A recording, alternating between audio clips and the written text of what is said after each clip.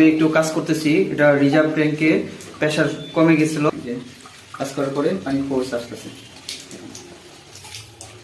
এই যে পাম্পার দিয়ে একটু হাওয়া দিয়ে দিছি, মোটামুটি এখন পানি, এই পানিটা যেটা এখন বেরোচ্ছে এই পানি কিন্তু আগে বেরোতো না, মানে রিজার্ভ ট্যাঙ্কে থেকে যেত। এটা দীর্ঘদিন থাকলে কিন্তু সেটা আপনার বিশুদ্ধ পানিটা আর বিশুদ্ধ থাকবে না। তো আপনাকে সব দিকে খেয়াল রাখতে হবে।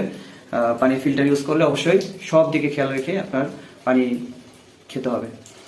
তো আমার কাছ থেকে যারা যারা সার্ভিস নেয় আশা করি সবাই মোটামুটি সবাই ফিডব্যাকটা ভালো দেয়। আমি কাজ করি, আমি নিজে ফিল্টার থাকলে যে নিজের কাজটা যেভাবে করার উচিত সেভাবে সব কাস্টমারদেরকে আমি চেষ্টা করি নিজের মতো করে কাজটা করে দেওয়ার জন্য।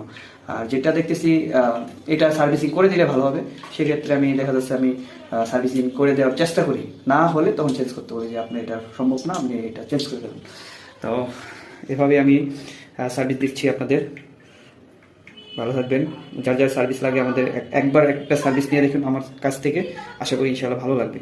আপনারা তো অনেক জায়গায় অনেক লোকদের মাধ্যমে সার্ভিস করে আছেন, আমি সর্বনিম্ন রেটে আমি আপনাদেরকে সার্ভিস করে দেবো এবং বেস্ট সার্ভিস। ভালো থাকবেন।